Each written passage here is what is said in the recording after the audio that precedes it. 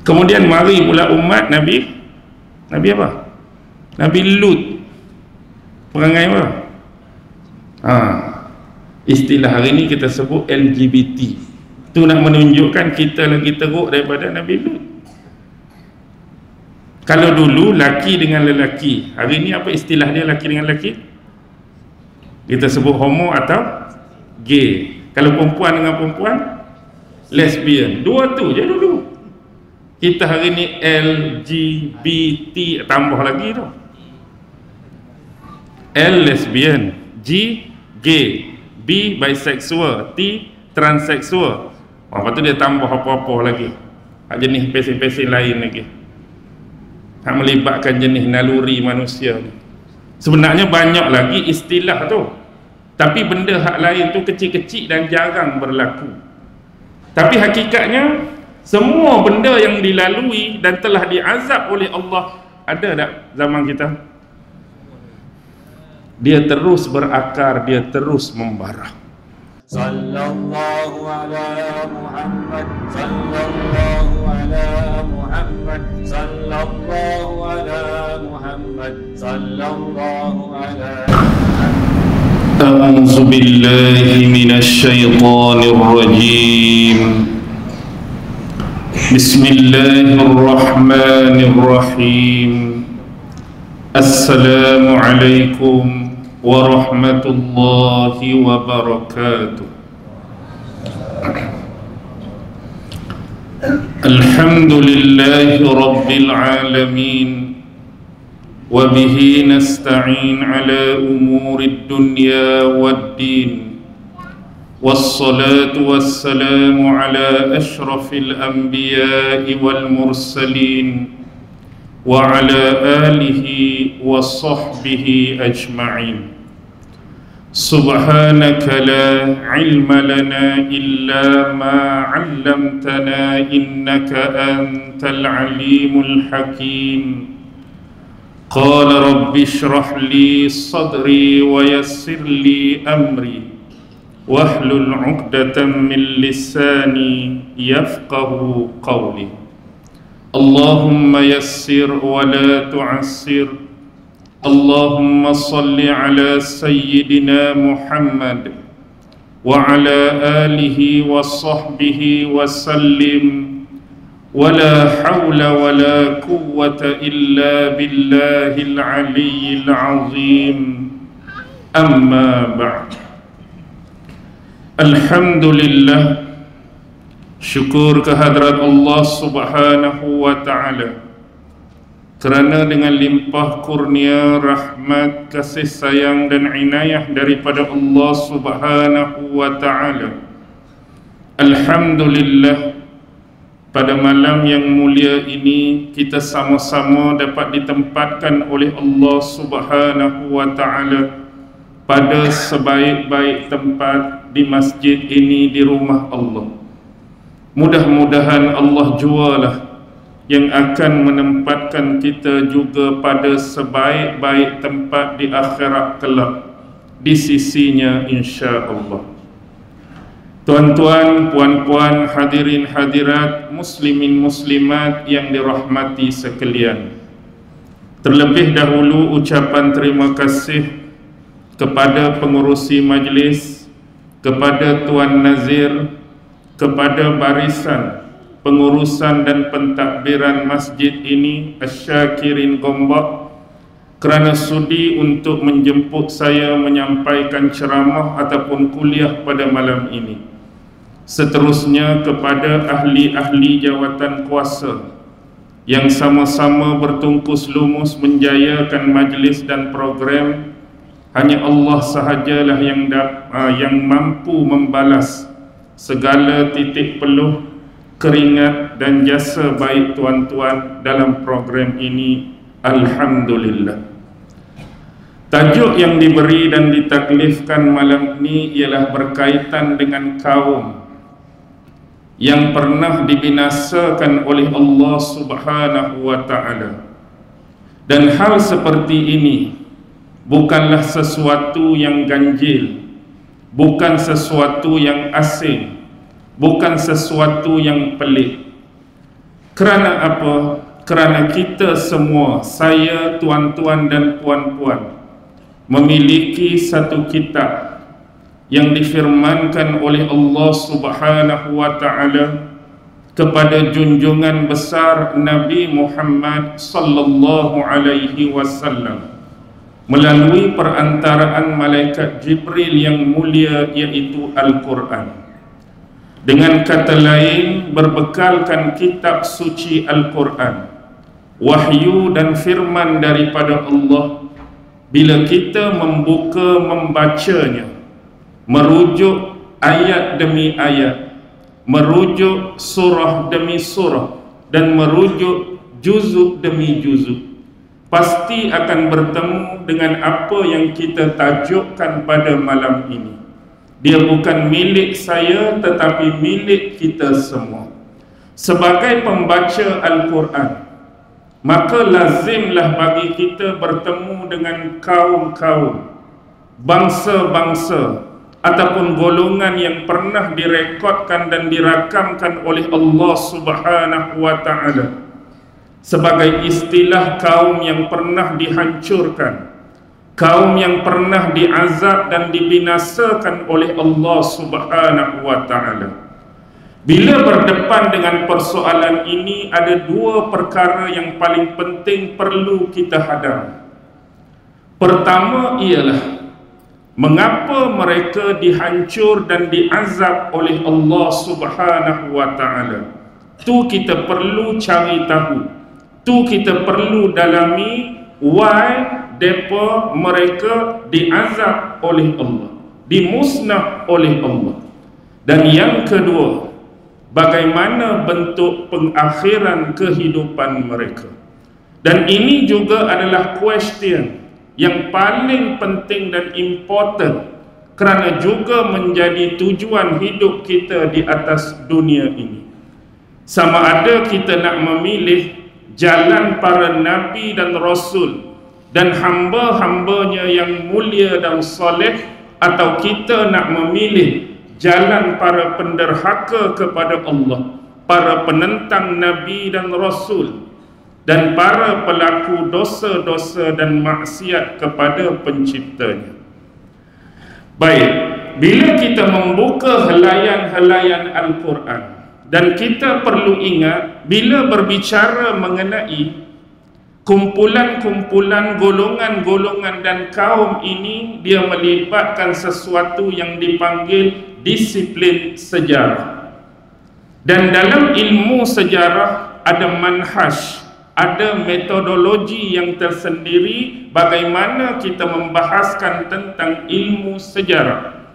Tetapi Al-Quran yang kita ada, Al-Quran yang kita miliki bukannya buku atau kitab sejarah, tetapi Al-Quran ada menceritakan tentang sejarah dan peristiwa. Dia bukan datang dalam bentuk kronologi sebagaimana yang sepatutnya yang kita dalami dalam disiplin ilmu sejarah yang sebenar. Kerana tujuan Al-Quran bukan pada tarikh-tarikhnya, kerana tujuan Al-Quran bukan pada jumlah dan bilangannya, tapi tujuan di sebalik kisah dan peristiwa dalam Al-Quran adalah faedah yang terhasil daripadanya. Apakah ibrah, apakah pengajaran yang kita boleh dapati daripada sesuatu peristiwa, sesuatu sejarah yang Allah rekod dan rakamkan dalam Al-Quran. Sebab itu timeline bagi Al-Quran menerusi zaman dan masa para nabi dan rasul, utusan-utusan Allah. Timeline sejarah dalam Quran ditandai dengan terutusnya nabi dan rasul. Zaman Adam contoh, zaman Idris contoh, zaman Nuh, zaman Hud, zaman Saleh, zaman Ibrahim, zaman Lut, zaman Yaqub, zaman Ishaq, ditandakan dengan zaman. Dan Al-Quran biasanya tidak melibatkan tarikh-tarikh tertentu sebagaimana disiplin dan manhaj dalam ilmu sejarah hari ini. Kenapa? Seperti yang saya sebut, Yang Quran nak daripada kita faedah, ibrah dan pengajaran peristiwa. Dan kalau kita meneliti sejak zaman Nabi Adam, antara kaum-kaum yang begitu terkenal dan famous dalam ingatan kita ialah kaum-kaum yang awal selepas Nabi Allah Idris alaihi salam. Biasanya kita banyak membicarakan tentang kaumnya Nabi Nuh alaihi salam yang pernah dibinasakan oleh Allah Subhanahu wa taala melalui satu peristiwa yang disebut taufan dan banjir besar, yang mana kebanyakan daripada penentang-penentang dan penderhaka ini telah diazab dan dilemas serta hanyutkan oleh Allah Subhanahu wa taala, kecuali hanya beberapa kerap yang boleh dibilang dan dijumlahkan mereka yang beriman yang terselamat di atas kapal bersama pimpinan Nabi Allah Nuh alaihi salam. Ada sebab dia, nanti kita ulas. Yang kedua, selepas zaman Nabi Allah Nuh, adanya Nabi dan Rasul seterusnya, iaitu Nabi Allah Hud alaihi salam, yang datang bersama kaumnya yang disebut Ad. Allah rakam dalam surah Al-Fajr, alam tara kaifa fa'ala rabbuka bi'ad irama dhatil imad allati lam yukhlaq misluha fil bilad. Itu adalah kisah siapa? Kisah Nabi Allah Hud dengan kaumnya yang bernama Ad. Mereka juga dibinasakan oleh Allah dengan didatangkan awan yang gelap pekat hitam, kemudian disusuli dengan angin dan taufan yang kuat, serta disertai dengan petir dan guruh yang akhirnya datang ribut pasir yang telah mematikan dan menenggelamkan mereka. Bagaimana dengan umat yang keseterusnya, yaitu umat Nabi Allah Saleh alaihi salam? Umat Nabi Allah Saleh diberi nama Thamud, yang mereka bertempat di Wadil Qura ataupun disebut dengan nama Al-Hijr. Dalam Quran ada satu surah yang diberi nama dengan penempatan mereka, Suratul Hijr. Bagaimana mereka? Penyembahan berhala masih wujud lagi di kalangan mereka, tetapi yang paling teruk, mereka telah melakukan satu perbuatan pengkhianatan, iaitu membunuh unta betina, mukjizat bagi Nabi mereka Saleh alaihi salam. Mereka juga dihukum dan dibinasakan oleh Allah dengan suara pekikan guruh daripada langit dan diikuti dengan gempa bumi yang kuat. Bagaimana dengan umat selepas Nabi Allah Saleh? Ada Nabi Ibrahim alaihi salam.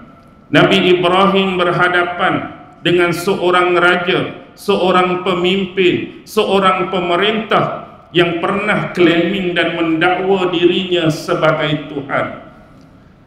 Diizinkan oleh Allah kepada Nabi Ibrahim untuk mendebati pemimpin ini.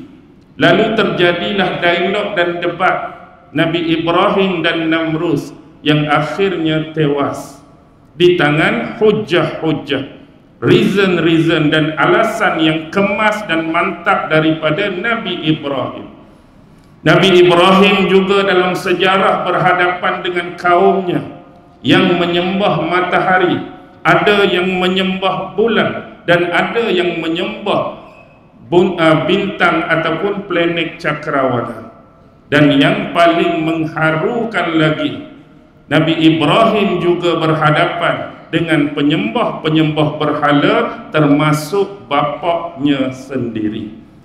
Bapa Nabi Allah Ibrahim bukan sekadar dan setakat penyembah berhala, tetapi profession dia ialah tukang pembuat patung berhala, serta mempunyai kedudukan dalam hak-hak penjagaan, hak-hak ritual, hak-hak penyembahan terhadap patung tersebut. Kalau hari ini mungkin nilai dia sama dengan AJK masjid, tapi mereka AJK kuih mereka lah. Bukan nak menyamakan, maksudnya ada level hak lain pada orang biasa lah.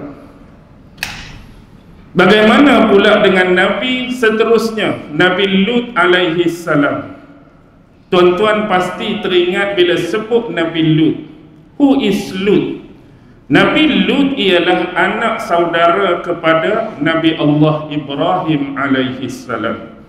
Lut bin Haran, dan Haran itu ialah adik Nabi Ibrahim alaihi salam.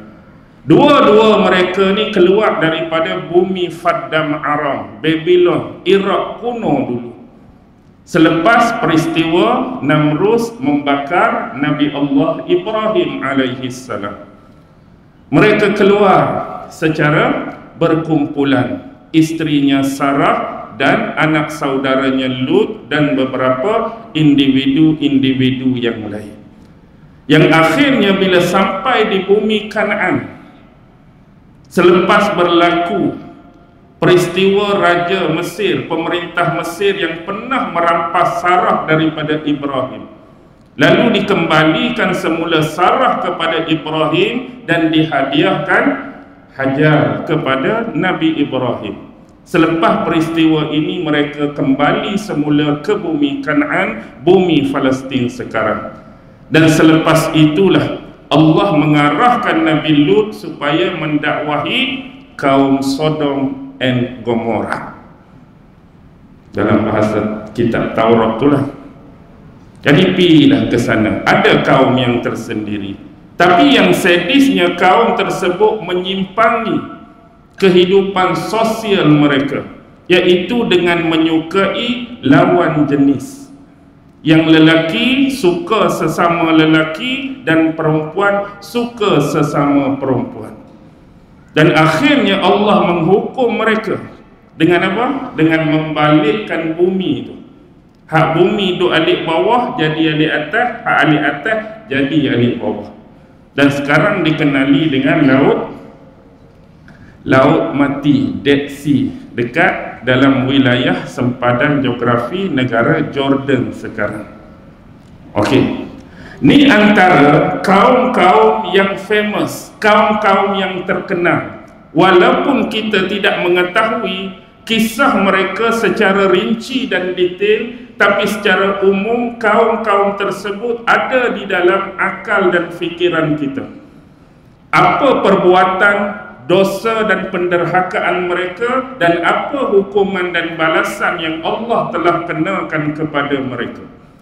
Tetapi jangan lupa, di dalam Al-Quran juga ada masih banyak deretan peristiwa-peristiwa bagaimana bentuk hukuman dan azab Allah kepada jumlah yang lebih kecil. Tuan-tuan pernah mendengar tentang Ashabul Aikah. Ashabul Aikah dalam Quran, dia ialah kaum Nabi Allah Syuaib. Sebelum tu kaum Nabi Allah Syuaib juga dibinasakan oleh Allah kerana penyimpangan mereka dalam konteks perdagangan dan perniagaan. Bila mereka melakukan jual beli, bila mereka membeli, mereka melebihkan atas hak mereka. Dan bila mereka menjual, mereka mengurangkan hak atas orang lain. Dengan kata lain, mereka melipu di dalam timbangan dan takaran. Dan kaum Nabi Syuaib juga adalah mereka yang suka menghalang perjalanan dan mengganggu kafilah-kafilah di perjalanan mereka. Dengan kata lain, macam samseng ataupun gangster hak duk tepi-tepi jalan, lalu orang sekat samun, lalu orang sekat pau. Itu perbuatan pau tu nak bagi suruh mudah faham lah. Bukan pau hak putih iti tu dah, pau duit, istilah budak-budak hari ini. Jadi itu pernah berlaku, tapi berbeza dengan Ashabul Aikah. Ashabul Aikah ni satu grup, satu kumpulan manusia yang mereka ni ada sebidang tanah, yang mana tanah ini dipenuhi dengan pohon-pohon dan pokok yang merimbun lebatnya. Dengan kata lain, muka bumi mereka tu jarang ada tanah yang special seperti itu. Biasanya muka bumi kawasan Timur Tengah ni macam mana? Tandus, gersang, susah dan payah nak dapat air. Apatah lagi nak tumbuh tumbuhan yang merimbun, lebat. Tapi ada satu sebidang tanah dipenuhi dengan pohon-pohon, dan mereka telah menjadikan pohon itu sebagai tempat pemujaan dan penyembahan. Kononnya pohon itu ada spesialnya, pohon itu ada keberkatannya, pohon itu ada dia punya, kita kata apa bahasa mudah, maksudnya tempat orang memohon, tempat orang memohon, tempat orang meminta. Dia letak satu keramat, kekeramatan pada benda tu. Tu adalah kumpulan daripada Nabi Allah Syuaib. Bagaimana dengan Ashabur Ras? Dalam Quran ada penyebutan Ashabur Ras. Ras ni merujuk kepada telaga. Ada kata Ashabur Ras ni zaman Nabi Saleh, ada kata Ashabur Ras zaman Nabi Syuaib sendiri, ada kata Ashabur Ras zaman seorang Nabi yang bernama Hanzalah. Kenapa popular sangat Ashabur Ras? Sebab dikatakan mereka telah memasukkan Nabi ataupun Rasul tu boh dalam telaga. Itu Ashabur Ras. Bagaimana dengan Ashab As-Sabt? Ini berlaku ketika zaman Nabi Allah Daud alaihi salam di kota Ilya, satu tempat yang bernama Ilat. Ini geng-geng Yahudi. Sebab orang Yahudi diharamkan bagi mereka pada hari Sabtu melakukan aktiviti selain beribadah kepada Allah. Hari Sabtu tak boleh buat kerja lain. Tak boleh pergi sana, tak boleh pergi sini, tak boleh buat tu, tak boleh buat ni, kecuali hanya tujuan ibadah. Tetapi Allah menguji mereka. Pada hari Sabtu tu ikan-ikan di laut banyak, ikan-ikan di laut ramai berbanding dengan hari-hari biasa. Contoh, kalau mari selain Sabtu ikan tak naik banyak, mari selain Sabtu ikan tak timbul banyak. Jadi ujian bagi mereka, hari Sabtu hak tak boleh keluar, hari Sabtu hak tak boleh kerja, masa itulah ikan tu tengah banyak. Jadi iman mereka teruji. Ruginya hari Sabtu kalau tangkap masa ni, banyak pendapatan, banyak ekor boleh dapat, akhirnya terlepas, ada yang pi tangkap ikan. Akhirnya apa yang terjadi? Dalam nas Al-Quran menyebutkan Allah menukarkan mereka dalam bentuk kera. Kera yang sungguh-sungguh kera ke, atau ni kiasan kepada sifat kera ke, wallahu a'lam. Jadi kalau kera betul-betul, tak tahulah keturunan kera tu duduk mana lagi. Kalau kera betul, kalau hanya sifat kera tu kita boleh faham. Baik, ada lagi Ashabal Qaryah. Tuan-tuan baca Yasin hari Jumaat, malam Jumaat, tentu sinonim dengan kalimat Ashabal Qaryah. Beberapa orang Nabi ataupun Rasul yang telah dibunuh, yang dikatakan berlaku di satu kota yang bernama Antioquia. Ini zaman Nabi apa dia? Mendekati zaman Nabi Allah Isa alaihi salam. Kemudian mari pula Ashabul Ukhdud. Berlaku sebelum kelahiran Nabi Muhammad, berlaku sebelum tentera bergajah Abrahah menyerang kota Mekah. Ashabul Ukhdud, apa yang terjadi kepada mereka? Disebabkan keimanan mereka kepada Allah, mereka telah dibakar hidup-hidup, digali lubang, kemudian dimasukkan yang beriman tu beramai-ramai, kemudian mereka dibakar hidup-hidup. Inilah Ashabul Ukhdud. Dan ada dua daripada mereka berjaya menyelinapkan diri, melarikan diri. Akhirnya minta bantuan sana, repot sini, kedengaran kepada Raja Habsyah. Yang pada masa itu Raja Habsyah menyamai akidah mereka. Sebab ni belum Nabi lahir, belum Abrahah serang. Masa tu Raja Habsyah menganut agama Nasara, sama seperti keimanan Ashabul Ukhdud. Sebab itulah Raja Habsyah hantar Abraha. Dan seorang lagi,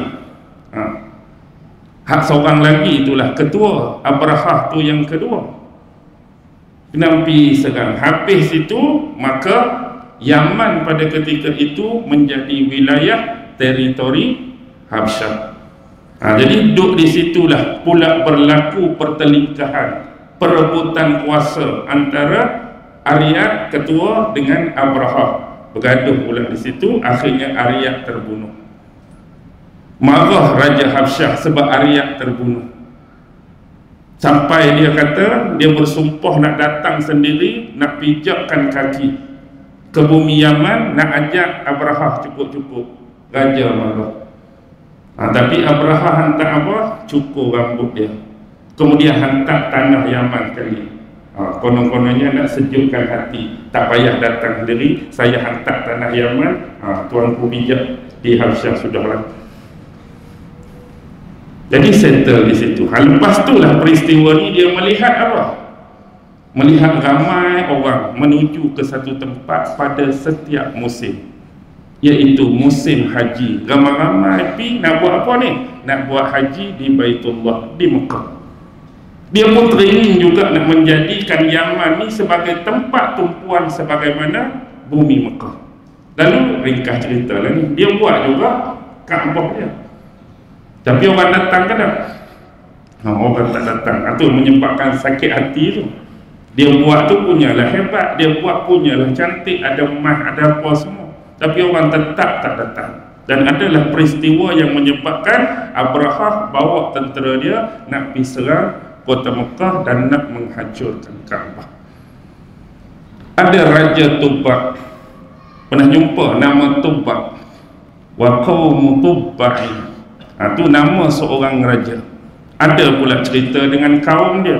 Ada Ashabul Fil, Abraha. Ini adalah jumlah dan bilangan yang lebih kecil berbanding dengan kaum-kaum sebelum ni. Tetapi yang kita nak fokus apa? Yang kita nak fokus yang awal tadi.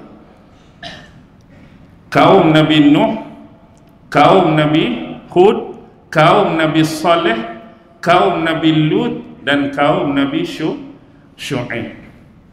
Ini adalah kisah kaum-kaum yang cukup penting untuk kita faham, untuk kita hadam. Kerana kebiasaan perlakuan, penderhakaan dan bentuk pengingkaran mereka sudah membarah sampai ke zaman kita. Sebagai contoh, apa kemungkaran yang paling jelas yang berlaku pada zaman Nabi Nuh sehingga Allah mendatangkan banjir besar untuk reset mereka? Hak nombor satu kita kena pegang, hak ni 100%, 100%. Semua yang dibinasakan, semua yang dibala, semua yang diazab tu 100% menentang para Nabi dan Rasul yang diutuskan oleh Allah pada mereka masa tu. Hak ni kena setuju, hak ni kena sepakat 100%. Bila mari Nabi Nuh memberikan dakwah, menyatakan hujah, mendatangkan dalil sekian, maka ditentang. Mari pula kaum Ad, mari Nabi Hud, ditentang. Mari pula Nabi Saleh, mari pula kaum dia Samud, ditentang. Mari Nabi Lut, dakwah pada kaum dia, ditentang. Mari Nabi Syu'aib, dakwah pada kaum dia, Ashabul Aikah, kaum dia, kaum Madian, ditentang. 100% daripada mereka menentang dakwah dan ajakan para Nabi dan Rasul supaya mereka bertaubat dan kembali ke jalan yang benar. Tetapi cebisan-cebisan lain yang menambahkan kemurkaan Allah atas mereka disebabkan perbuatan mereka. Nabi Nuh, zaman dia terkenal dengan zaman apa? Penyembahan berhala. Banyak tempat dalam Quran menyebutkan, antaranya berhala yang bernama Wat, Suwa, Yaghus, Ya'uq dan Nas. Ini adalah berhala-berhala yang ada pada zaman Nabi Allah Nuh alaihi salam.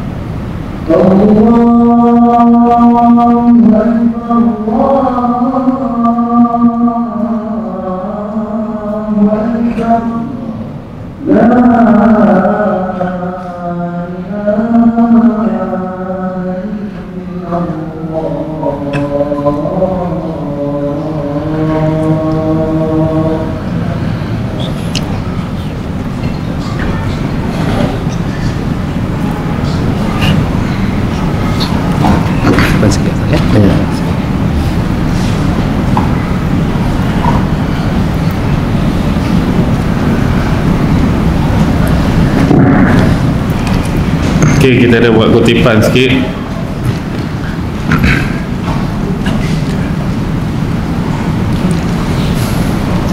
Sambil-sambil sambil-sambil petugas menjalankan tanggungjawab dan amanah mereka, kita sambung kembali.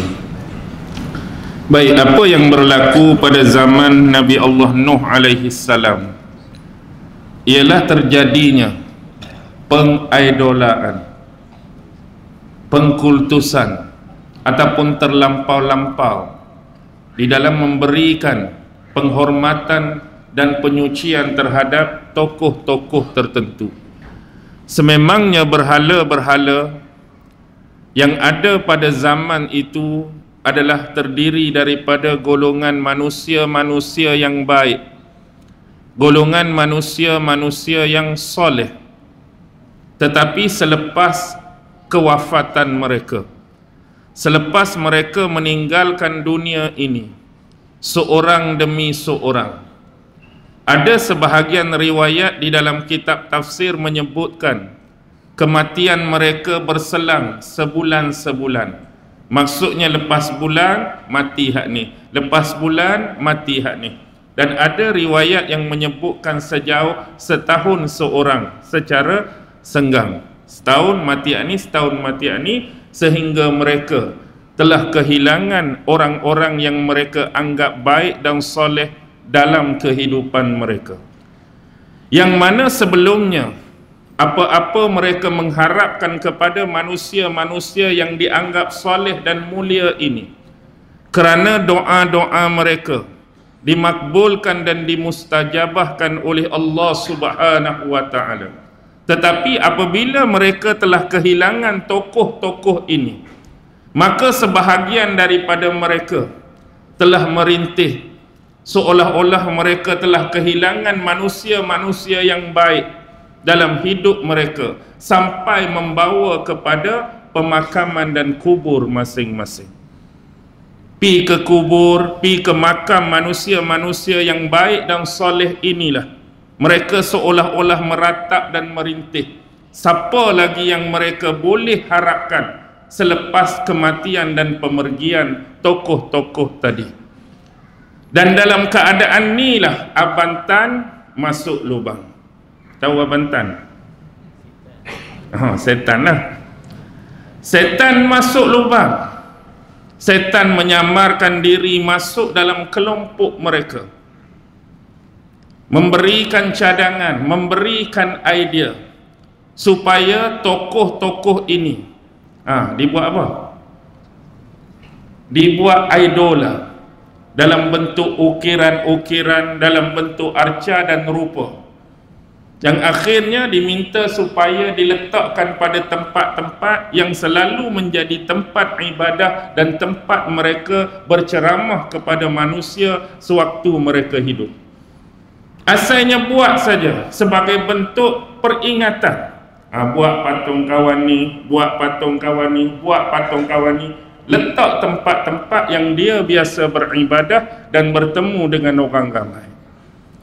Lama kelamaan, setiap generasi itu pasti berubah, dan apabila tidak diperingatkan, apa yang akan berlaku? Orang tua akan meninggalkan dunia dan generasi seterusnya tetap akan meninggal. Tapi yang tak meninggal siapa? Abantan tadi lah. Jadi dalam setiap masa dan setiap zaman, dia manipulit dan eksploitasi keadaan seterusnya, kerana tiadanya peringatan terhadap hal tersebut. Kalau kali ni dia mari, Datuk Hang dulu terlupa, dia kena kalung bunga dah. Contohlah saya nak bagi, nak suruh senang faham tu. Lepas tu kena perasap ke, kena buat tu, kena buat ni, dia jadi lebih-lebih. Lah sekali pada tahap memohon dan meminta kepada idola-idola yang diarca, dipatung, diberhalakan tadi. Terlupa dah tempat permohonan sebenar, terlupa dah tempat hajat sebenar, terlupa dah tempat meminta sebenar, ialah Allah Subhanahu wa ta'ala. Lalu patung-patung tadi dijadikan sebagai sandaran, penisbahan dan wasilah untuk lebih doa mereka diterima dan dimustajabahkan oleh Allah melalui patung-patung orang-orang yang dianggap soleh dan mulia di sisi mereka. Daripada peristiwa inilah tercetusnya penyembahan kepada berhala. Sebab tu dalam agama kita dilarang pelampauan, menghormati dan mengkultuskan seseorang tokoh sampai terlebih-lebih. Tu baru tahap tu apa yang berlaku pada zaman Nabi Allah Isa alaihi salam. Akibat ghulu dan pelampauan manusia, hanya seorang hamba Allah yang bernama Isa, anak kepada Maryam, dengan gelaran Al-Masih, yang Allah bagi kedudukan dan pangkat Nabi dan Rasul, yang Allah bagi kelebihan, keistimewaan dengan mukjizat-mukjizat tertentu, seperti menghidupkan orang mati, menyembuhkan orang yang buta, menyembuhkan orang penyakit sopak, boleh mengetahui apa yang disimpan oleh ibu dan keluarga masing-masing. Akibat pelampauan nak menyucikan dan kultuskan satu-satu individu sampai tahap lebih daripada berhala tadi. Apa yang jadi? Isa itu diangkat mereka sehingga menyamai level ketuhanan, anak Tuhan, ataupun konteks Trinity 3 in 1. Jadi kalau tanya hak mana Tuhan, hak mana? Jadi kalau Nabi Isa itu sendiri Tuhan, Yesus itu Tuhan, jadi bila dia berdoa pada siapa?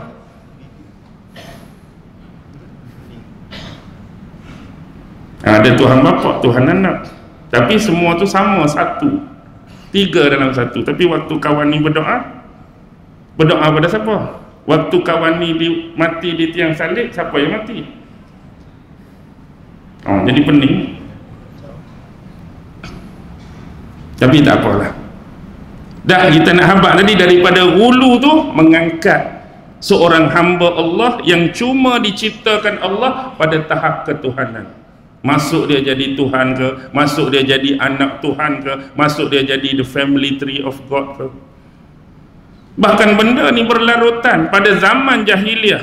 Kebanyakan daripada Bani Khuza'ah juga mengangkat benda yang serupa, iaitu menganggap malaikat-malaikat itu anak-anak perempuan Allah.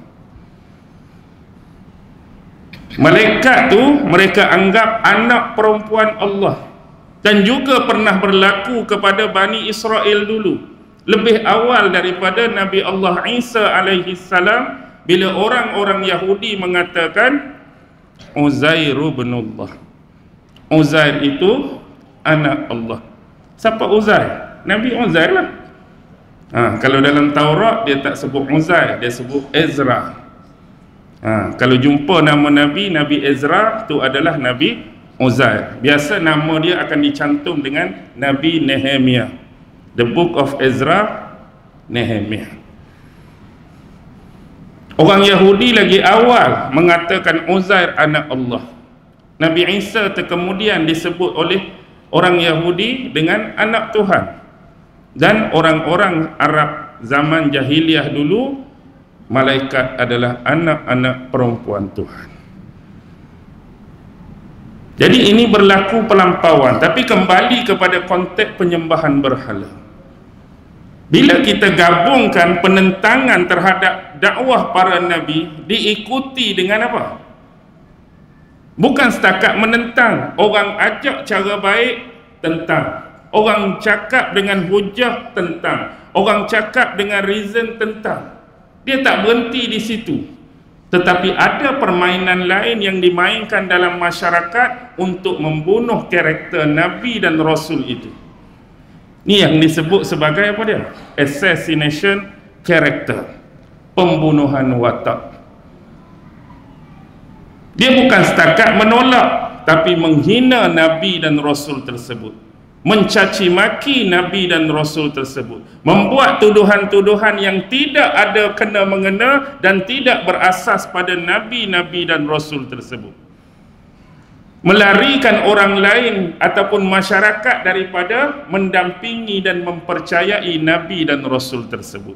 Itulah habuan yang diterima oleh para Nabi dan Rasul dalam sejarah dakwah perjalanan mereka. Tak berhenti di situ, ditambah pula dengan bebanan dosa-dosa, keburukan dan maksiat mereka dari sudut penyembahan berhala. Maka dari itu, layak atau tak layak, patut atau tak patut, Allah membinasakan mereka. Dengan apa? Banjir besar. Itulah habuan untuk mereka. Tengok Nabi yang seterusnya, Nabi Hud kan dalam surah Al-Fajr disebutkan kota mereka Iram dipenuhi dengan bangunan-bangunan yang bertiang tinggi dan besar. Maksudnya zaman mereka dah ada pencapaian yang kata hebat sesuai dengan zaman. Boleh cipta bangunan-bangunan yang tinggi, tiang-tiang yang besar, gedung-gedung yang hebat, bersesuaian teknologi pada zaman mereka. Tetapi apa yang berlaku? Mereka melupakan Allah dan syariatnya, Dan yang mereka pilih dalam kehidupan mereka ialah hubbul jah wa hubbud dunya. Cintakan kedudukan, cintakan pangkat, cintakan kemasyhuran dan glamour. Dan mereka satu lagi gabung dengan hubbud dunya yang selalu kita sebut dengan materialism. Cinta yang melampau-lampau dan terlebih terhadap dunia sehingga melupakan agama dan syariat dalam hidup mereka. Menolak hukum hakam daripada Allah. Sedangkan Allah beri mereka kemahiran membina bangunan-bangunan yang hebat dan tanah-tanah pertanian yang subur. Lalu bila mereka galik dan lalai ini, Allah datangkan seorang Nabi dan Rasul utusannya yang bernama Hud. Nabi Hud peringat. Benda tak jauh dengan kita. Sebelum ni ada Nabi Nuh dengan kaum dia. Tengok apa yang Allah dah buat pada kaum Nabi Nuh akibat pengingkaran dan penderhakaan mereka. Tak cukup kah benda tu menjadi ibrah, menjadi pengalaman, menjadi pengajaran untuk kamu? Tapi itulah manusia, sentiasa lalai dan leka dengan kehidupan. Akhirnya Allah membinasakan mereka dengan didatangkan first tu awan hitam yang gelap dan pekat. Sebab sebelum tu Allah bagi dulu kering dan kemarau. Jadi mereka duk bertekak dengan Nabi Allah Hud, Allah akan datangkan apa? Kebaikan buat mereka. Tiba-tiba mari awan. Bila mari awan tu dia berasa seronok lah. Sebab sebelum ni kering, sebelum ni kemarau. Mari awan, sikit lagi hujan lah tu. Mereka anggap awan itu adalah awan kebaikan, tetapi awan itu adalah awan azab dan siksaan buat mereka. Kemudian datanglah angin. Angin itu pula taufan yang kita kata gulung-gulung tu mengangkat mereka setinggi-tingginya. Kemudian hempak balik jatuh. Tuan-tuan boleh bayang tak jenis angin hak lagu mana? Orang panggil angin apa tu? Torpedo ke apa? Torpedo pula. Torpedo tu ni. Torpedo tu peluru pandu kan. Tornado tu. Tu pun kita kata menggerunkan dah, menyeramkan dah. Walaupun tu bukan azab lagi. Tapi hani ni hak azab untuk hancurkan mereka, musnahkan mereka, angkat mereka tinggi-tinggi dan hempak mereka semahu-mahunya. Rumah-rumah, atap-atap mereka habis. Dan kemudian mari ribut pasir menenggelamkan mereka. Di mana tempat Nabi Hud? Di Hadramaut, Yaman, kawasan Yaman. Habis pula bangsa yang kedua. Sebab apa? Materialism. Sebab apa? Hubbul jah. Dah dua. Yang ketiga, umat Nabi Saleh, Samud. Tapi saya nak ingatkan, zaman Nabi Hud tu berhala terus lagi. Bukan kata dulu sembah berhala, Allah azab kaum Nuh, tinggal dah berhala, buat dosa lain, dah berhala tak tinggal-tinggal. Sampai zaman Nabi Saleh pun masih ada penyembah berhala. Dan geng-geng AJK kuil berhala itulah yang sentiasa lawan Nabi Allah Saleh, menentang Nabi Allah Saleh bila diperingatkan kepada mereka supaya mentauhid dan mengesakan Allah.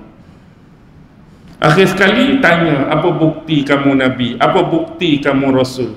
Nak bukti. Bila nak bukti, hari sekian-sekian, tempat sekian-sekian, di batu sekian-sekian akan keluar. Keluar apa? Keluar seekor unta betina daripada celah batu. Peliklah celah batu ni. Bukan kata unta keluar celah padang pasir, bukan kata lembu keluar dari dalam semak, bukan kata kambing keluar daripada padang teragut. Batu ni bukan kata unta hak besar. Kalau keluar kucing ke arnab, pelik ke tak? Tu pun kita kata pelik dah. Batu tiba-tiba keluar kucing, pelik dah. Sebab batu. Arnab pelik dah. Ni unta, antara haiwan yang boleh kita kata haiwan yang besar lah. Unta betina. Bila unta ni bagi sedikit pesanan, ni unta daripada Allah. Maksudnya kena gile-gile, kena bagi-bagi hari minum sumber air. Hari ni biar dia minum, esok bahagian kamu. esok lusa tukar gile-gile. Jadi lama kelamaan dah ke mana? Susahlah, bermasalah lah. Sebab sebelum ni boleh guna overall, sekarang kena catu, kena giling yang siapa? Gilingnya unta Nabi Soleh. Nabi Soleh pesan dah, jangan apa-apa, jangan khianati unta ni. Ni unta daripada Allah sebagai mukjizat. Akhirnya mereka buat apa kat unta tu? Mereka mengkhianati, mereka bunuh unta tu. Dan ketika mereka bunuh tu, unta tu dah ada anak. Oh, saya terlupa tadi. Unta hak keluar tu, kenapa jadi ada anak tu? Sebab dia pernah unta betina yang dah mengandung. Oh, unta tu pelik dah, betul, dalam keadaan mengandung pula mari ikut celah batu. Kemudian anak dia juga dibunuh oleh 9 orang Al-Gojo. Adalah dalam tafsir nama-nama mereka. Asalnya mereka pun gerun juga. Bila kata ni unta Allah, bila kata kalau buat sesuatu akan jadi apa-apa. Tapi ni nak cakap perangai. Bila ada orang yang menghasut, dan hasutan tu pula lebih kepada apa? Mari makcik ni, makcik ada anak perempuan cantik-cantik. Jadi ramai-ramai hak cantik ni, kalau kamu sanggup bunuh, kalau kamu sanggup buat sesuatu kat unta ni, pilihlah nak ambil anak makcik hak cantik mana. Asalnya rasa dah takut tu, gerun tu, mari jenis dugaan-dugaan celah tu mari. Mari rangsangan tu, suntikkan ni, terbawa-bawa. Kemudian mari pula janda cantik yang kaya, yang ditinggalkan oleh suami dia harta yang banyak. Kalau kamu sanggup buat kat unta ni, kalau kamu sanggup bunuh kat unta ni, aku milik kamu dan harta ni juga milik kamu. Dia marilah hak dudak tu. Tuan-tuan lagu mana? Kita tak diuji lagi lagu tu kan? Bila mari ujian lagu tu, besar ujian tu. Akhirnya terbunuhlah unta tu. Bila terbunuh, diberikan peringatan pada mereka, bergembiralah kamu di kediaman, di rumah kamu masing-masing cuma 3 hari. Hari pertama wajah kamu akan bertukar menjadi warna kuning. Itu tanda dia sebelum azab datang. Hari yang kedua muka kamu akan bertukar jadi color merah. Hari yang ketiga muka kamu akan bertukar jadi color hitam. Lepas tu hari seterusnya tunggulah azab daripada Allah. Tapi diberi peringatan mereka masih main-main. Walaupun hari pertama jadi kuning sungguh. Dan kalau kita benci macam mana pun, tentang macam mana pun, kalau dah tanda tu dah terjadi kuat-kuat kuning sungguh dah hari mula-mula, takut dah aku nak bertaubat lah sebelum mari hak merah hak hitam. Sebab mari dah tanda kuning tu, tapi dia duk main-main. Mari pula hak merah, main-main lagi. Mari pula hak hitam, main-main lagi. Habislah. Tapi sebelum tu, hak jadi azab, mereka pernah merancang nak pergi bunuh Nabi Soleh. Kita ni takkan setakat nak bunuh unta dia saja. Dengan soleh sekali dia nak bunuh. Tapi dalam perjalanan tu, apa yang terjadi? Allah gempakan bumi tu, sehingga mereka ditimpa dengan batu-batu. Kemudian hak azab seterusnya datang. Kita panggil apa? Kalau orang Kelantan dia panggil pelakar. Pelakar tu apa? Bukan cat pelakar tu. Pelakar ni kilat lah, petir. Pelakar, sabung menyapu. Boleh satu bahasa Kelantan mana ni kan? Pelakar. Okey, habis. Kemudian mari pula umat Nabi apa? Nabi Lut. Perangai apa? Istilah hari ni kita sebut LGBT. Tu nak menunjukkan kita lagi teruk daripada Nabi Lut. Kalau dulu laki dengan lelaki, hari ni apa istilah dia laki dengan lelaki? Kita sebut homo atau gay. Kalau perempuan dengan perempuan, lesbian. Dua tu je dulu. Kita hari ni LGBT, tambah lagi tu. L lesbian, G gay, B bisexual, T transseksual. Lepas tu dia tambah apa-apa lagi, hak jenis pesen-pesen lain lagi, hak melibatkan jenis naluri manusia ni. Sebenarnya banyak lagi istilah tu, tapi benda hak lain tu kecil-kecil dan jarang berlaku. Hak jenis macam mana? Hak jenis laki-laki, perempuan dengan perempuan. Lepas tu ada hak jenis lagi mana pula? Hak kecil-kecil tu. Hak jenis bergabung. Tahu tak bergabung? Bergabung. Contoh perempuan seorang, lelaki 3. Tu ada istilah dia. Saya pun tak reti, tuan-tuan kena cari sendirilah. Hak jenis bergabung, perempuan seorang. Ada hak jenis suka tukar-tukar. Dia puas dengan bini dia, hang ambil bini aku malam ni, aku ambil bini hang malam ni. Tukar-tukar. Ada ke tak ada macam ni? Ada. Bahkan ada yang tahap undang lelaki lain, suruh lelaki lain tu main dengan isteri dia, tapi dia hanya seronok menyaksikan.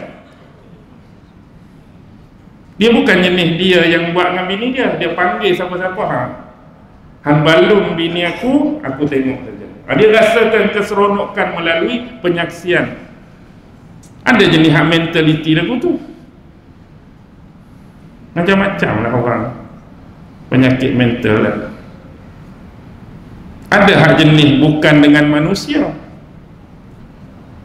Tengok kuda terangsang, tengok lembu terangsang. Ada biasa tu. Dah kuda besar sangat, lembu besar sangat, ayam yang kena, kambing yang kena, macam-macam lah. Lepas tu ada hak jenis bukan binatang, tapi kepada buah-buahan ataupun sayur-sayuran. Hak jadinya terung kena, timun kena, lobak kena. Dah tu kita tengok hak berlaku. Lepas tu hak ganjil-ganjil tu biasalah. Contoh hak ganjil-ganjil apa dia? Vacuum kena. Kalau jenis vacuum ni kita nak bagi exhaust kereta semua, rem buat-buat sikit dah. Macam-macam lah orang.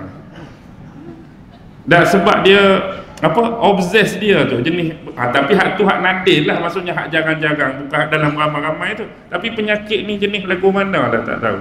Jenis mental juga.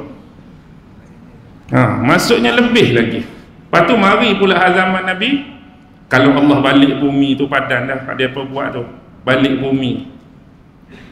Lepas tu siapa? Hak Nabi Syuaib tadi, menipu, meniaga, menipu urus niaga, menipu transaksi.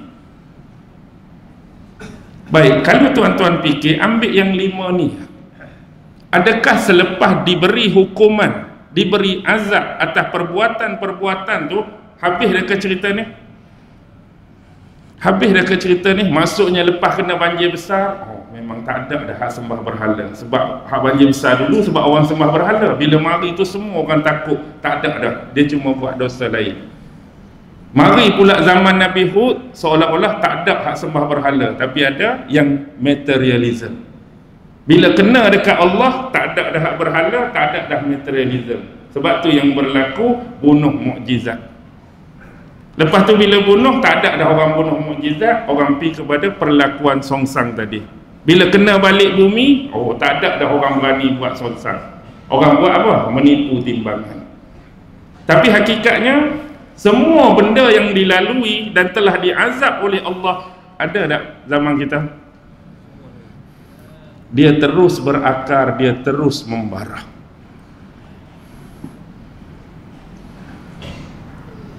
Kalau dulu 5 orang zaman Nabi Nuh berhala hak ada. Zaman Nabi tu ada 3, zaman Nabi ni ada 10, zaman Nabi ni ada belah-belah. Sebut kat saya berapa agak-agak jumlah berhala hak ada lagi. Bukan tak berani nak sebut, tak reti nak bilang dah.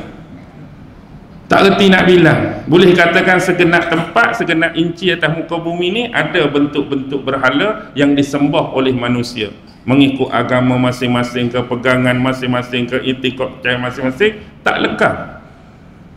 Lepas tu hak cintakan kemegahan, hak cintakan kedudukan dan pangkat, hak cintakan keduniaan, habis dah ke?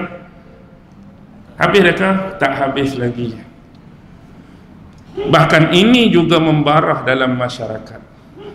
Kadang-kadang terlampau melebihkan dunia, sanggup meninggal perintah-perintah yang asas dalam agama.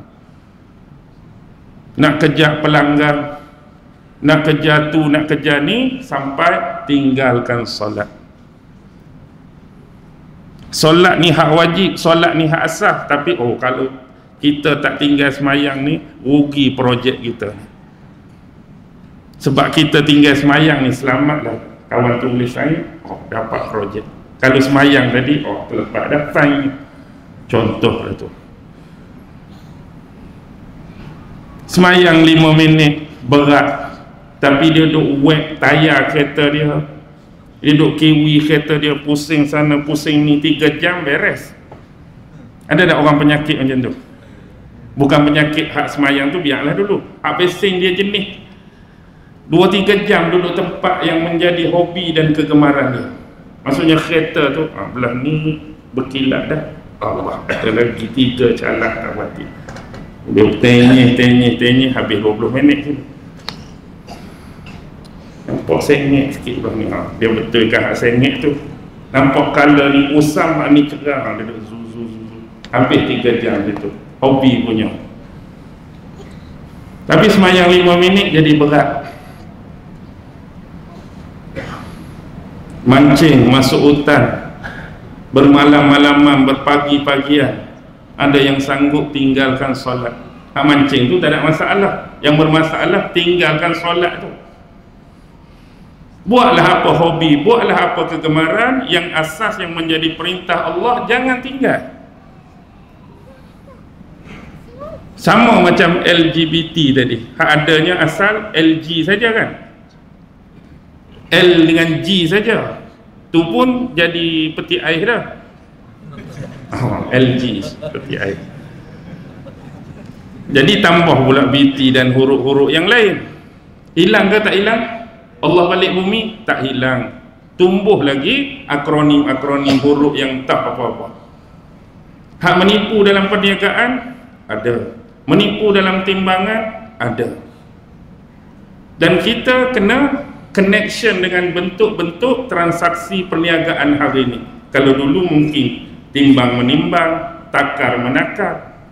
Hari ini tipu produk termasuklah. Tipu kandungan, kalau makan benda ni jadi macam ni, menjadi macam ni, padahal tak ada apa pun. Tipu khasiat dia macam ni, khasiat dia macam ni, padahal kosong pun. Tak ada benda terlarang, tak ada benda tu, padahal ada pun.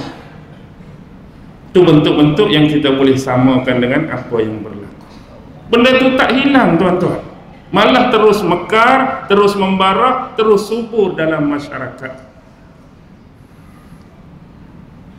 Kalau dulu guru-guru selalu pesan, tuan-tuan pernah tengok tak permainan wayang kulit? Permainan wayang kulit pernah tengok? Antara watak utama wayang kulit, siapa yang kenal?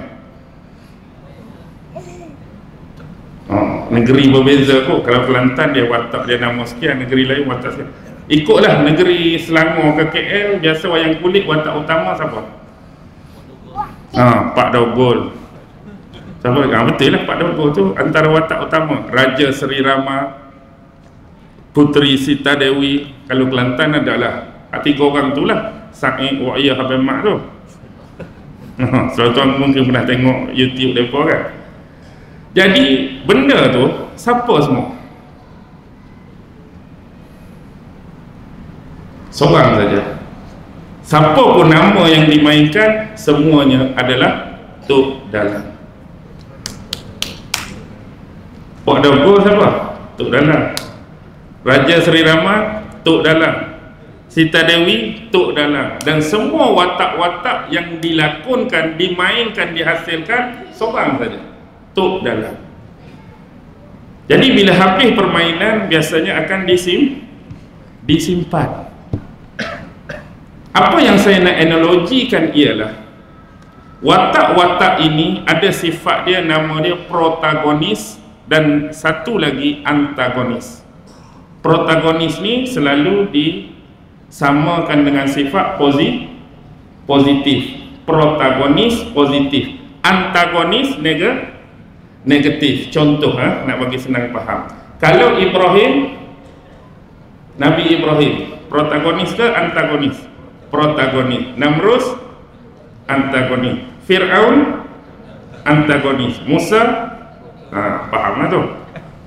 Cuma macam dalam wayang kulit tadi, ada protagonis, ada antagonis. Habis main, berhenti. Apa yang guru-guru dulu pesan dan analogikan ialah, bila disimpan, jangan sesekali kamu menghidupkan balik watak-watak antagonis. Jangan sekali hidup dan mainkan watak tu. Disebabkan ada manusia yang memainkan dan hidupkan balik watak tu lah yang menyebabkan dia terus berkembang. Jadi kita memilih hidup nak mainkan watak mana? Watak para nabi dan rasul, watak orang-orang baik, watak orang-orang soleh yang dirakamkan oleh Allah dalam Quran ataupun di dalam sunnah Nabi Muhammad sallallahu alaihi wasallam. Jangan jadikan kita ni puppet, jangan jadikan kita orang yang menghidupkan watak yang negatif tadi. Pro dan kontra ni perlu kita faham. Jadi sebab ada yang menghidupkan watak inilah, perkara ini tak akan pernah berakhir. Anda setuju atau tidak? Kalau saya katakan benda ni akan berakhir bila dunia ini dikiamatkan oleh Allah Subhanahu wa ta'ala. Dia akan terus datang, terus datang, terus datang. Tapi di manakah iktibar? Di manakah faedah? Di manakah pengajaran yang kita boleh ambil? Jauhkan diri kita daripada watak-watak antagonis tadi. Jauhkan diri kita watak-watak penderhaka kepada Allah. Jauhkan diri kita daripada watak-watak penentang para nabi dan rasul. Jauhkan diri kita daripada manusia-manusia yang mencaci maki, memperlekehkan, merendah dan menjatuhkan martabat para utusan-utusan Allah Subhanahu wa ta'ala. Dan pengakhiran kesudahan kehidupan mereka, tuan-tuan, diberikan jawapan oleh Allah. Jawapan pengakhiran kehidupan kepada penderhaka kepada Allah, jawapan pengakhiran kehidupan kepada penentang nabi-nabi dan rasul, dan pengakhiran kehidupan kepada orang-orang yang meremehkan, mencaci maki, menjatuhkan assassination karakter terhadap utusan Allah, sudah diberikan jawapan. Akhirat atau dunia? Akhirat atau dunia? Dunia banjir besar, dunia dibalikkan bumi, dunia mari ribut, dunia mari taufan, dunia mari gempa bumi. Dan tuan-tuan semestinya lebih tahu dengan pemahaman hari akhirat, bentuk balasan yang lebih besar dan teruk yang akan mereka terima di ni hak baru dunia ni, Allah tunjuk akhirat besok.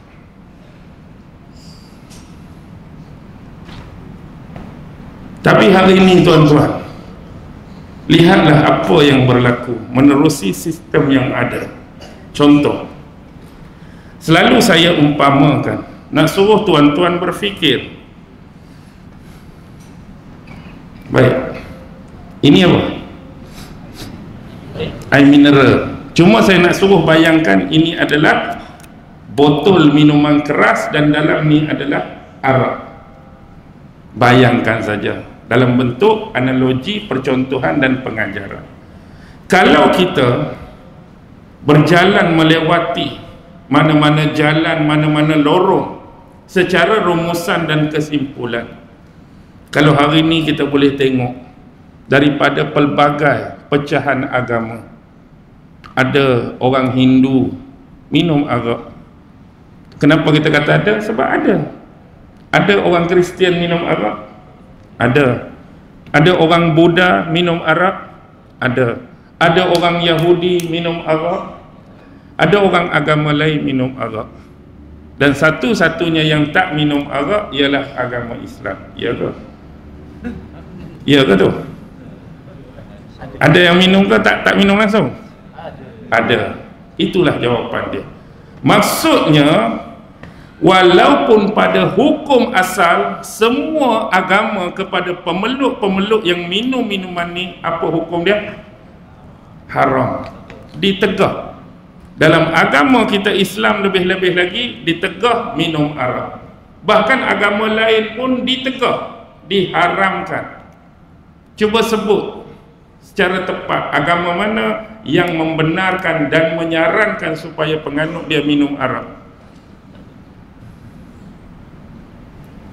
Tak ada. Baik, kalau kita tanya jujur orang Islam tadi, abang minum arak saya nampak, tapi apa hukum dalam agama abang minum minuman ni? Secara jujur dia akan jawab apa? Haram. Tanya agama tu, tanya agama ni, haram. Baik, secara ringkas, kalau semua pemeluk kepada agama tadi mengatakan hukum dalam agama masing-masing minum minuman ni adalah haram, sebenarnya benda ni ada berlega-lega dalam masyarakat. Siapa yang nak minum? Tak, benda ni patut ada di kedai-kedai, di mana-mana. Siapa yang nak minum? Dah ni kata apa tadi? Haram. Ni haram. Ni tak boleh. Ni tak boleh. Ni haram. Dengan kata lain, semua tak boleh. Benda ni ada, sebenarnya siapa yang nak minum?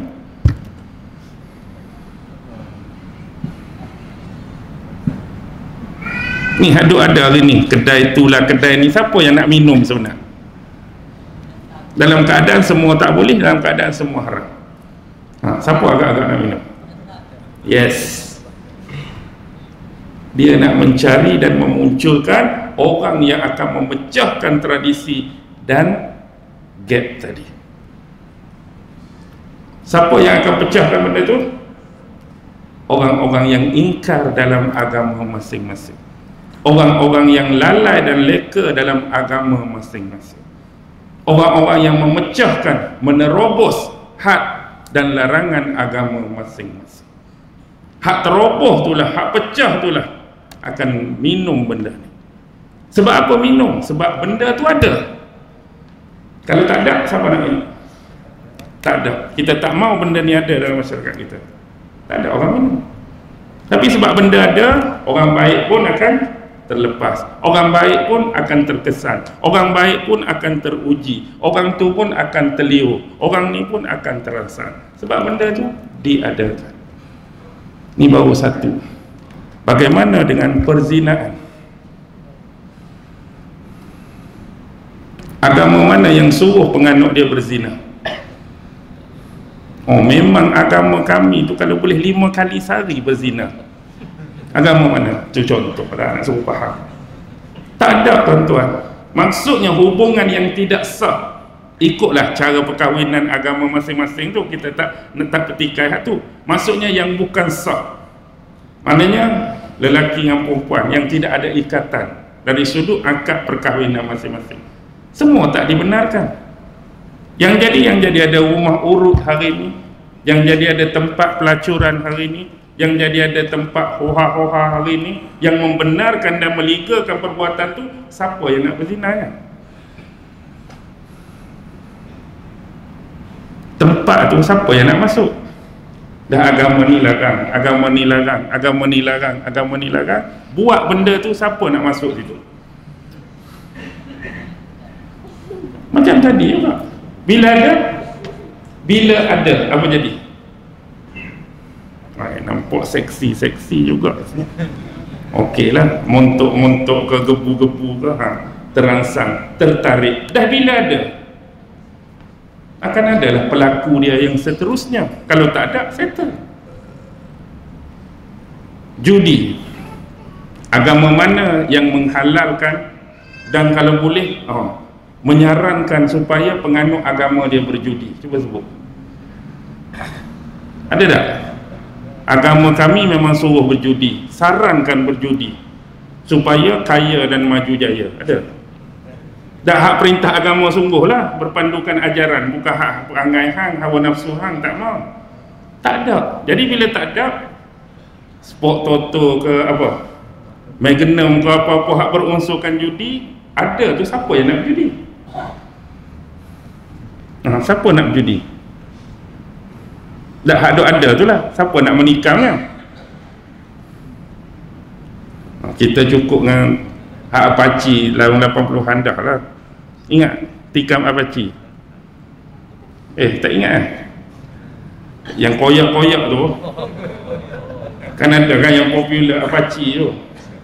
Tikam-tikam nombor ni tengok, dapat 5 kupang, dapat 2 kupang, tikam tu lah kita pun. Tu pun dia muncul bermusim dekat-dekat nak raya. Tapi hak betul-betul ni, siapa nak berjudi? Haram, tak boleh. Tapi bila ada baru buka ni. Tak pernah try lah RM1. Try RM1. Amoy RM1 4708. RM1 ke sebab apa? Bukan ada niat nak suruh kena pun, try lah, dah ada. Tiba-tiba minggu depan naik first price 4708, 20,000 katakan. Tadi niat nak main-main, dapat sembuh 20. Agak-agak berhenti ke, tikam lagi lepas ni.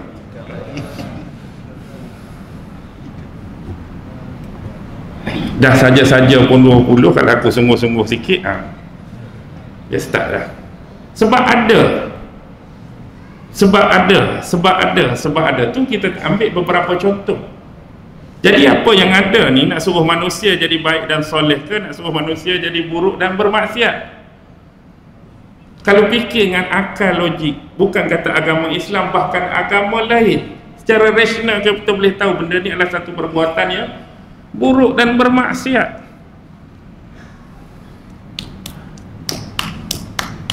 Jadi orang-orang yang melakukan ni sudah terlepas daripada acuan agama masing-masing. Itulah yang jadi sasaran dan kehendak mereka. Manusia buat benda yang tak elok, manusia buat benda yang tak bermanfaat, manusia yang membuat benda yang menjadi larangan Allah, larangan para rasul dan larangan dalam agamanya sendiri. Boleh faham tu? Boleh faham. Sebab saya pun faham betul-betul dengan apa yang pengerusi cakap tadi, 9 suku. Dan ni lebih dah 5 minit. Saya pun minta maaf lah, boleh beransur-ansur. Sebab ni adalah malam terakhir. Malam terakhir. Saya mula, lebih kurang lah saya cerita sikit. Awal cuti sekolah bermula di Melaka. Saya duduk Melaka 4 hari dan saya bagi kepada KL Selangor pun 4 hari 4 tempat. Bermula di Setapak, CIDB Selangor, Shah Alam. Kemudian semalam mana? Lembah Pantai Berselawat. Dan malam ni di sini, alhamdulillah. Padahal saya tahu ada yang sampai tahap ustaz subuh, kalau boleh subuh. Nak juga. Saya yang tak larat, saya yang tak sempat. Sebab saya kenapa? Saya kena pi sana, pi sini, pi sana, pi sini, padan dah. Jadi alhamdulillah malam ni berakhirlah kuliah saya di KL Selangor. Dan insya-Allah esok hari apa? Isnin bersamaan hari Krismas, hari saya berjalan. Jalan pergi mana? Jalan balik kampung saya. Sebab ramai orang ingat saya orang mana? Ramai orang ingat saya orang Penang. Penang tu tempat saya bekerja, tempat saya cari rezeki. Tempat asal saya ialah Pasir Mas Kelantan. Orang Kelantan. Tapi yang jadi orang tak kata Kelantan tu sebab logat yang diguna adalah logat utara. Bukan apa, awal-awal saya berkuliah dulu kat sana, saya guna logat Kelantan. Tapi alhasilnya orang faham, orang Penang tak faham. Tengok macam tadi, pelakar, keluar pelakar satu, pening dah. Bila tak faham, saya yang kena jadi depa. Saya yang kena Jadi orang Penang, orang Kedah, orang utara. Tapi kalau jumpa geng Kelantan, dia keluarlah Kelantan tu. Dia keluarlah cakap Kelantan, bahasa Kelantan tu.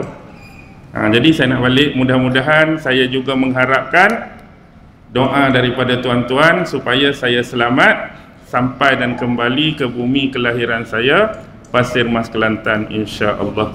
Ada tour free ke so? Semalam. Oh, dia bukan patut hari raya tu lah tour free kan? Oh, dia tak buat Oh, jadi saya kena balik lusa ke? Lusa yang free 26. Oh, pelik dia kurang. Okey, saya berhenti di sini. Semoga jadi manfaat, jadi faedah, jadi ibrah pengajaran untuk diri saya terutama yang berbicara. Seterusnya juga moga-moga ada ibrah, faedah dan manfaat untuk tuan-tuan dan puan-puan sekalian. Yang hujung-hujung yang kita senda gurau lawak jenaka tu, itu tolak tepi. Itu reset balik. Itu saja aja. Jadi wabillahi taufiq wal hidayah. Wassalamualaikum warahmatullahi wabarakatuh. A'udzu billahi minasyaitonir rajim. Bismillahirrahmanirrahim. Allahumma innaka ta'lam anna hadhihi al-qulub qad ijtama'at ala mahabbatik waltaqat ala ta'atik wa tawahhadat ala da'watik wa ta'ahadat ala nusrati syari'atik fawassikillahumma rabitataha wa adim wuddaha wahdiha subulaha wamla'ha binurika allazi la yakhbu washrah suduraha bifaidil imani bik wa jamili tawakkuli alaik wa ahyiha bima'rifatik wa amitha ala syahadati fi sabilik innaka ni'mal maula wa ni'man nasir wa sallallahu ala sayyidina Muhammad wa ala alihi wa sahbihi wa sallim walhamdulillahi rabbil alamin. Allahu akbar.